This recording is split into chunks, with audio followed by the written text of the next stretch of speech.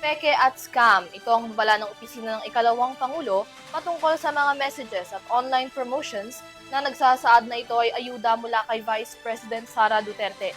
Paalala nila ngayon sa publiko maging mapanuri at huwag basta-bastang maniniwala. Ang iba pang detalye alamin sa report na ito. Maging mapanuri at huwag magpapaloko.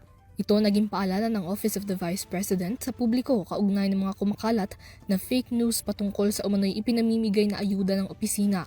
Sa isang Facebook post, idinaan ng OVP ang babala hinggil sa mga mensahe na nagpapanggap na magbibigay ng ayuda gamit ang pangalan ni Vice President Sara Duterte. Hinihingi ng mga ganitong mensahe ang pangalan, tirahan, cellphone number at iba pang impormasyon ng isang individual. Ang kapalit nito, 20,000 pesos cash assistance umano mula sa OVP. Ngunit depensa ng kampo, hindi sa kanila galing ang mga mensahe at napeke ang ipinapangako ritong ayuda. Bago nito, nagbabala rin ng OVP nito lamang Lunes laban sa isang social media promo na 10,000 pesos ayuda program. Muling paglilinaw ng opisina, hindi nila ito programa at lalong hindi ni VP Sara.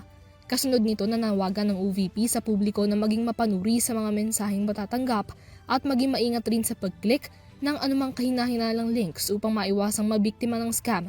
Sakali mang makatanggap din o mabiktima ng mga ganitong mensahe, hinihikayat din ng OVP ang publiko na i-report ito sa kanila o idirekta sa mga otoridad.